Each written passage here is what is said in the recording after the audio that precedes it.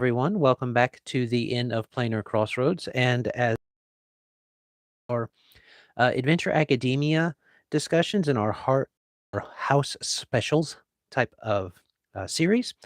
Before we get into reading on this, let's do announcements real quick. I always like to get those out of the way first. First, I am Adam L. Spain with the Inn of Planar Crossroads. We have, as far as announcements, year or until it's done is to get to $100 of cumulative support per month, whether through Patreon, Subscribestar, Locals, or our just direct contact to us. So that'll be what we're mainly focusing on as far as announcements and goals. Doing supporting even just once gets you access to our Discord, where we do our we release things like this once they're all set together. So like Adventure Academia, I will likely release I'll release a printed version probably, or print is PDF version type of thing, but it will be first released on the Discord for any of our supporters. And then if you don't want to support us, but you want us to buy it, then it will probably be done through a print as on demand or something like that, depending on when it's done. So let's go. That's what we've got so far. The only other announcement is that we have the March of the Mechs is happening right now. So if you are watching on the channel, you are seeing mech themed discussions on our Around the Hearths, and those are coming out once a week instead of longer ones every 2 weeks. So that way you guys can consume them through the month a lot easier. And you can also see content themed around that over on Avenue Studios, who we're doing the collaboration with.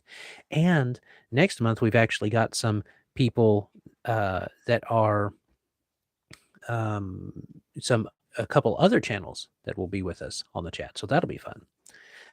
I think that's all I want to discuss right now. Let's go ahead and get into the actual reflections / discussions for this time, for last time into this time.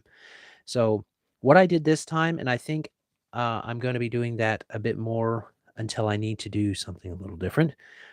With this is get the reflection portion also done within the text of episode 2. The following episode gives you something of a recap on what they did, and then you go into the next one. We did that a little bit before, and we're keeping that up now. So diving into the setting stuff for that, the flavor text, there we go. After escorting the messenger that Mayor Ricardo sent back toward the city of Bronze as far as they could, the group made their way to the mouth of the tunnel that the kobold forces had dug out. It was indeed small.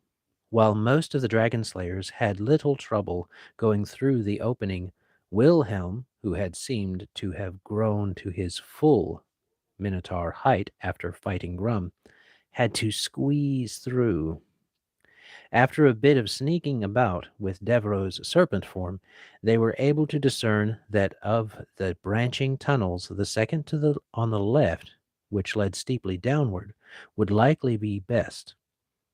They found to their surprise that the burrowed shaft came out abruptly in a wide stonecraft hallway. This certainly was not of kobold make. Maximilian would have loved to risk more light in the pitch-black corridor in order to examine the walls more closely, but the short puffs of flame from the kobolds were too valuable a location tool to lose track of. There we go. To risk losing track of. There we go. Live edits. To risk losing track of. They maintained their stealthy approach until coming upon a short stone stair leading up where they could tell more kobolds were. In these echoey stone passages, it was unlikely they would have any luck concealing the noise of all-out combat for long. They all agreed the best option was to draw out the abominations and ambush them before they were ambushed themselves. With a plan in place, they began their first true offensive against the Red Dragon's forces. So that's kind of how it went last time. They picked a tunnel to go down. They made it back. They picked a tunnel to go down. They went down and they discovered that apparently these kobolds, and we're using that name as a placeholder until I figure out some more thematic name for like goblins and kobolds for Atar, because they are not precisely like what's in D&D. But D&D, 5e, Pathfinder, all those different ones that have them. These are, they came into a wide stonecraft tunnel that is older and ancient. And we'll see a little bit of that here. But in this, they were, as far as what they did last time, they squeezed through with Wilhelm, like I said, came to that tunnel, and then something smart that I think it was the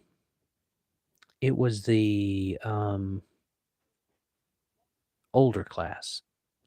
They decided that, yeah, they knew they needed light because I made it to where it was pitch black, and the kobolds don't have dark sight either. But what they do is just puff a little bit of smoke, a little bit of fire, and they'll see for a little bit and they'll move on. They'll puff, and especially when there's more than one around, somebody's got light going a little bit all the time. So there's puff, puff, puff, puff, puff, and that gives them an interesting way of getting around without actually having dark vision.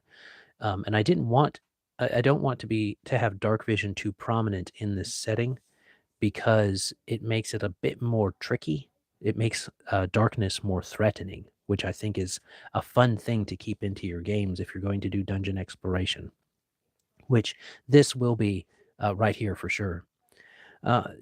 So we've got that, and then they went on through and found their way down into their forces, and it was basically one of those things where they had to initiate combat eventually, and so they did it on their terms with this ambush stuff. So that's how it pretty much went. We're going to start in combat and in dungeon mapping when we go through, but that gets us to where we are now with the encounter. So the encounter flavor text. While the party was able to perform their initial waylay successfully, it became clear that these nasty amalgamations were just as devious as their verdant cousins. Clawed out sidewinders and switchbacks branched off the ancient stone tunnels. Traps littered the whole complex. These reptilian rapscallions had turned these once quiet stone passageways into a deadly network of nefarious activity. While fighting through the tunnels, it was clear that this was more than some small scouting force. There was clearly some larger plan for this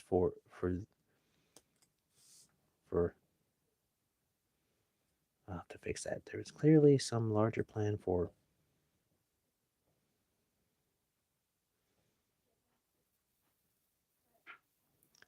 this troop, we'll say.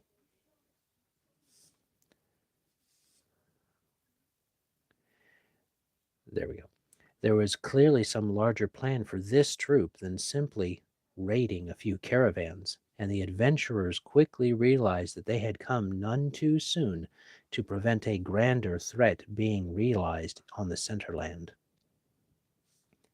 The task of clearing out these scaly invaders was not made any easier by having to rescue the various victims of the demoniacal dragon's foul magics. It seemed that combining lizards with halflings, jewel bones, and even the occasional stone folk was his preferred method of making minions. They couldn't just leave these individuals helpless behind them for the kobolds to slay. In addition, the longer they were underground, the more it seemed to affect to affect Devereux. He hated being underground. He was agitated and constantly looking up and around him, as if looking for a glimpse of the sky or a window. Hildegard was able to keep him the focused for the most part, but it was clear that prolonging their time without a view of the sky would have a negative effect on Devereux. But they couldn't stop. They had to keep going. So there we are.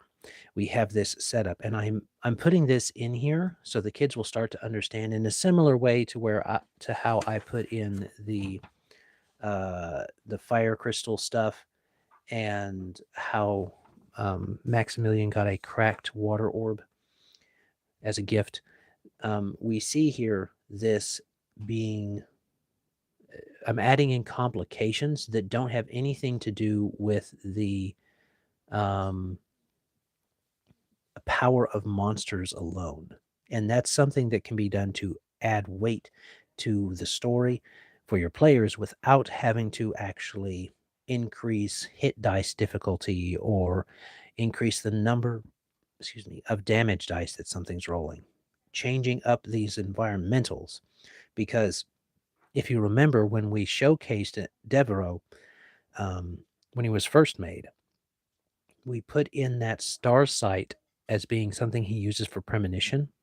That idea that he is really connected to the sky and the stars and stuff. But there was also this phobia of being being unable to see the stars. And so hopefully that is going to have an effect on this particular game. And we'll see how the players want to work with that and see how they feel about Devereaux as a character, knowing that there is this flaw within him, like he does not like to be outside of view of the sky. There's even if there's just a window he can get to, even him knowing that he could get to a window can be helpful for helping him cope, but there is no window. There is no way to see the sky, the stars, the moon, the sun, the clouds, all of that. So that's why I think interesting way of handling what we have going on with this, not just this encounter that's coming up with him being somewhat uh, uh, affected affected by that prolonged time in the dark, but coming in on that and using that mechanically to explain things and to add a bit of challenge. So that should be fun. That should be interesting. Um, and that's mainly what I have for this next time for you guys that are watching, to see how things are progressing on that. I also think I'm going to be adding in the use of this is a egg timer, or a sand timer clock, and I'm going to be using it to, when things start to get a little long, I'm going to pull it out and I'm going to say, okay, your choice. This is how long you have to make your choice. Make your choice. And so, since we only have 45 minutes to do these little quick sessions in, that's what the goal is, to get that click, click, click done. And so this will put a little bit of pressure on them. It actually runs for, you know, 3 or 4 minutes, or close to 3.5 minutes or something like that, which means it wouldn't actually keep them going, keep a whole bunch of pressure on them, but they don't know that. So there you go. I think that's what I've got for now. Next time, I will have the next story beat, as well as things that are happening and my reflections on it. We've started in, and I think. Oh, one more thing I'm going to try and do, and I may show it off next time. I'm going to have some grid paper with me, and I'm going to let them start mapping the dungeon. So I think that might be fun for the kids. And what I'm going to do, I hope the kids like this, because I really think it'll be fun for them if they get into it, is the first group is going to start mapping with the grid paper, and then I'm going to have it where the second group finds this little scratched out map, and they're able to continue mapping out the structure that they're in. And so That should be fun. I think the kids will like that, and that's gonna be what, the main thing along with this that I'm going to incorporate. So I may be showing off a little hand-drawn map the kids make. So, anyway, uh, I think that's what I've got for now. Hopefully, you'll be able to enjoy that and get to see things. Hopefully, this streamed well enough and smoothly enough, and yeah. Remember that you can support the In a Planar Crossroads at Patreon, Subscribestar, or Locals, or by contacting us directly, and that gets you access to our Discord. And we're trying to get on our way to $100 a month support, whether through Patreon, whether through any or all of those. So that is the plan. We will hopefully see you next time. And as always, have a great day. God bless and enjoy. Bye.